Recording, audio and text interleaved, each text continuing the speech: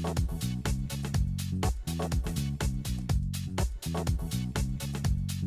hello and welcome. We're really excited to be shooting this video for you today to share with you some of the things that you could think about to start your career as a professional trainer. So Christy, you've been a HR professional who's been involved in training and recruitment for a long time now.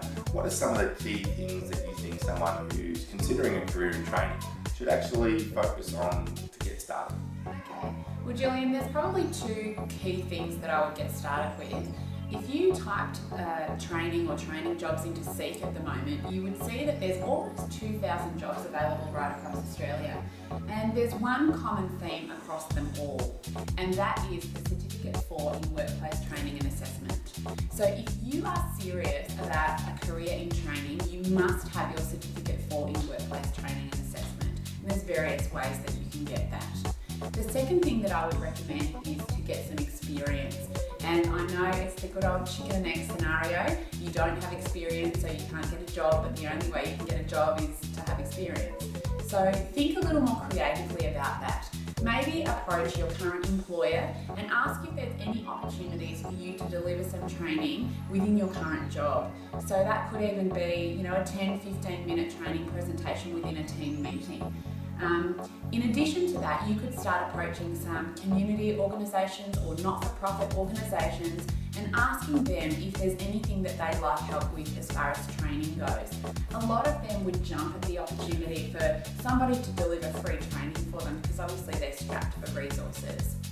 And the benefit for you is that you start getting some hours under your belt, and nothing can really substitute for that experience at the front of the room. If you're going to do that, what I'd recommend is to start handing out evaluation and feedback forms so that you can start gathering feedback on your training ability. You can use that to improve, but you can also use that as evidence when it comes time for you to apply for training jobs. And any employer would be pretty impressed if they've seen that you don't have experience, but you have done everything possible to get that experience. So they'd be the two critical things that I would get started with at least. Thanks, Christy. That provides a great insight for people out there who are thinking of starting a career in training.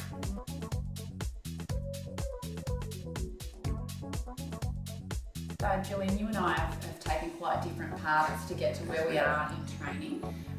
You kind of came through the ranks, I guess you could say. Had your first opportunity to train when you were an operator at the Age, and that led to various supervisory and management positions that involved training and recruiting staff, and that's got you to the point that you're at today where you've started your own training business and you work as a professional trainer right across the country for some fairly large clients. So from that perspective, what would you recommend to somebody who's looking at getting started as a trainer today? Okay. I think the first thing I'd probably encourage people to think about is how you're going to develop your level of confidence. Confidence is something which an audience will pick up on straight away as soon as you start your presentation, and it's also one of those things which a lot of people very much fear speaking in public. Whether it be people that you know or people that you don't know, often people will talk about that sick feeling that they get in the stomach when they have to get up and deliver a presentation. And it's very, very, very common. So one of the things we try to do is look at how can we develop people's confidence level when they're up in front of the room. Probably one of the other key things that I'd recommend people consider is having a specific training methodology. The days of turning up to a room, having a PowerPoint presentation, using your clicker and talking through that, they're long gone. It disengages the audience, and people never really come up to me and say, what a fantastic PowerPoint presentation. It just doesn't happen.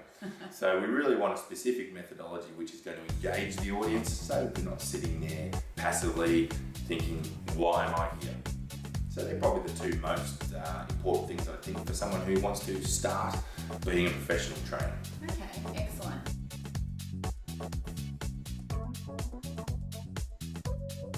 There's various ways for you to get those four things, to get your Cert 4, to get experience, to build your confidence, and to get a really good system or methodology.